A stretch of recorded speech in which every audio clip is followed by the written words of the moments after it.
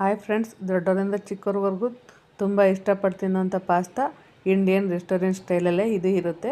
Pasta ಬೇಯಿಸ್ಕೊತಾ ಇದ್ದೀನಿ. ಸ್ವಲ್ಪ ಉಪ್ಪು, ಎಣ್ಣೆ, ನೀರು ಹಾಕ್ಕೊಂಡು ಬೇಯಿಸ್ಕೊಂಡು ಇದು ಬೇಯೋಷ್ಟರಲ್ಲಿ ಒಗ್ಗರಣೆ ಮಾಡ್ಕೊತೀನಿ. ಒಂದು ಎಣ್ಣೆ ಹಾಕ್ಕೊಂಡು ಒಂದು ಈರುಳ್ಳಿ, ಒಂದು ಕ್ಯಾರೆಟು, ಸ್ವಲ್ಪ ಬೀನ್ಸು, ಒಂದು ಅರ್ಧ ಕ್ಯಾಪ್ಸಿಕಮ್ಮು ಹಾಕ್ಕೊಂಡು ಹುರ್ಕೊಂಡು ಸ್ವಲ್ಪ ಒಂದು ಟೊಮೊಟೊ ಕೂಡ ಹಾಕ್ಕೊಂಡು ಹುರ್ಕೊಂಡಿದ್ದಾದಮೇಲೆ ಪಾಸ್ತಾ ಕೂಡ ರೆಡಿಯಾಗೈತೆ. ಧನಿಯಾ ಪೌಡ್ರು ಒಂದು ಅರ್ಧ ಸ್ಪೂನು, ಚಿಲ್ಲಿ ಪೌಡ್ರು ಒಂದು ಅರ್ಧ spoon, 1/4 tea spoon garam masala, 1/4 tea spoon ಉಪ್ಪು ಇಷ್ಟೆಲ್ಲ ಹಾಕ್ಕೊಂಡಿದ್ದಾದಮೇಲೆ ಪಾಸ್ತಾ ಕೂಡ ಹಾಕ್ಕೊಂಡು ಮಿಕ್ಸ್ ಮಾಡಿಕೊಂಡ್ರೆ ಪಾಸ್ತಾ ರೆಡಿ ಆಗುತ್ತೆ. ಇಲ್ಲಿ ಚಿಲ್ಲಿ ಸಾಸು ಇದ್ದರೆ ಹಾಕೋಬೋದು, ಇಲ್ಲಾಂದರೆ ಸ್ಕಿಪ್ ಮಾಡ್ಬೋದು. ಸ್ವಲ್ಪ green chilli sauce, tomato ketchup ಹಾಕ್ಕೊಂಡು ಮಿಕ್ಸ್ ಮಾಡ್ಕೊತಾ ಇದ್ದೀನಿ. ಪೆಪ್ಪರ್ ಅಷ್ಟೇ, ಫ್ಲೇವರಿಗೆ ನಾನು ಪೆಪ್ಪರ್ ಹಾಕ್ಕೊತಾ ಇದ್ದೀನಿ.